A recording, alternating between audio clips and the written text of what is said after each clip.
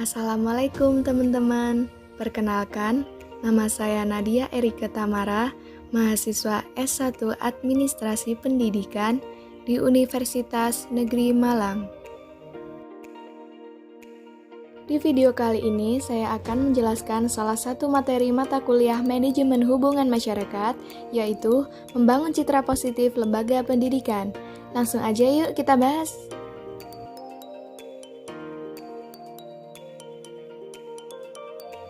Di sini ada 4 pokok bahasan yang nantinya kita bahas. Yang pertama ada pengertian dan tujuan pencitraan publik. Yang kedua, prinsip-prinsip pencitraan publik. Yang ketiga, bentuk-bentuk pencitraan publik.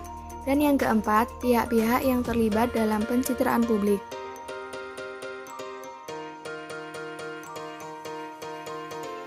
Pengertian pencitraan publik.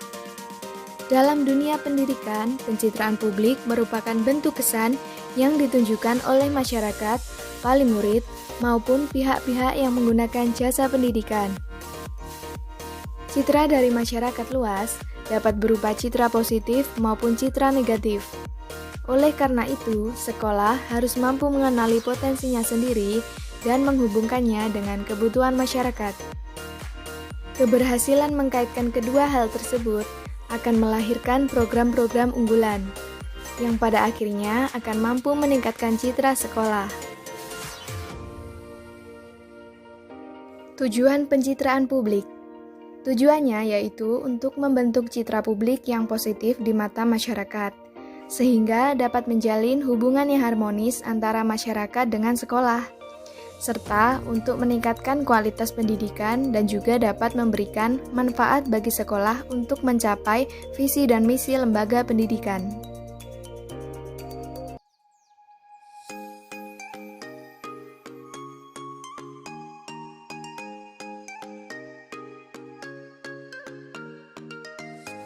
Prinsip-prinsip pencitraan publik.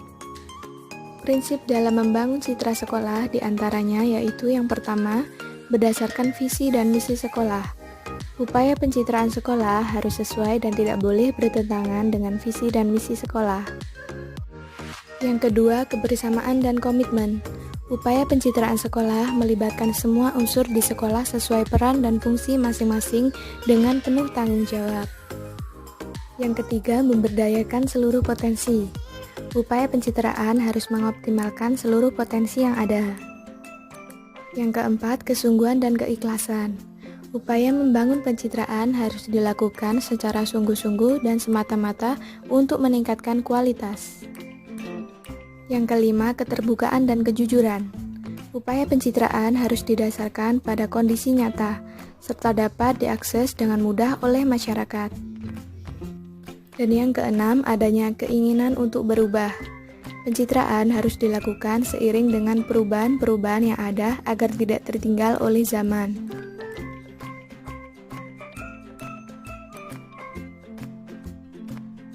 Selanjutnya, bentuk-bentuk pencitraan publik. Terdapat cukup banyak pencitraan publik di sekolah, di antaranya yang pertama, pencitraan yang terkait dengan lingkungan fisik sekolah. Lingkungan fisik sekolah yang menarik akan memberikan citra positif di mata publik. Pekarangan dan lingkungan fisik sekolah hendaknya ditata semenarik mungkin sehingga memberikan citra yang positif.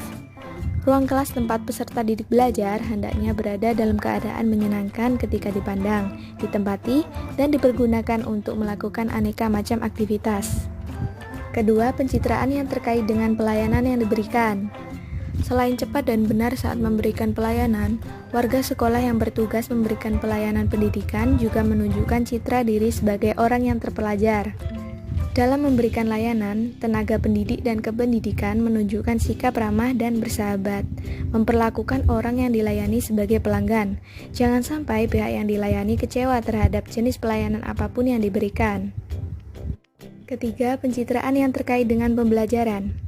Pembelajaran yang menyenangkan dan ramah anak akan memberikan citra positif, karena apapun yang diterima oleh anak di sekolah senantiasa diceritakan kepada orang tua.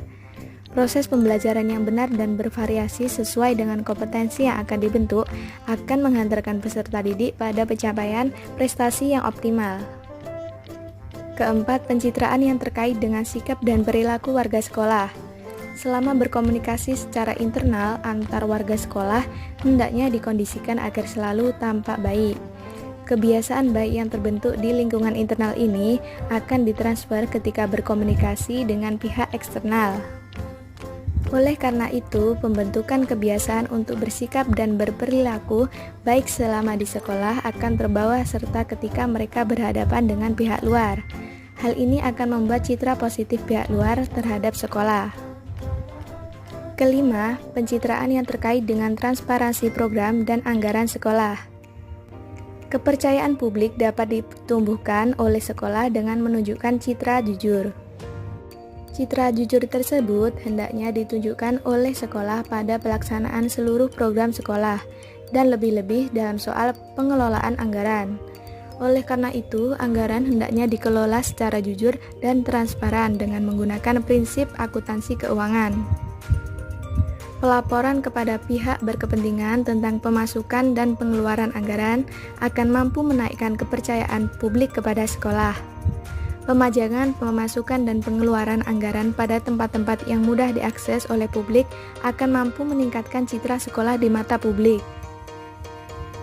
Keenam, pencitraan yang terkait dengan prestasi akademik dan non-akademik sekolah.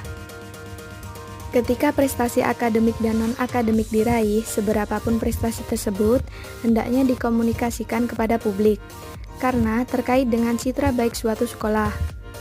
Oleh karena itu, acara gelar prestasi akademik dan non-akademik yang mengundang semua lapisan masyarakat menjadi penting, agar masyarakat tahu tentang prestasi sekolah tersebut.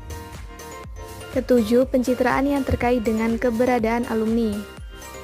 Keberadaan alumni sekolah baik yang berada pada jenjang SD, SMP, SMA, dan perguruan tinggi dapat dikomunikasikan kepada masyarakat, terutama alumni yang berada pada sekolah-sekolah dan perguruan tinggi yang baik.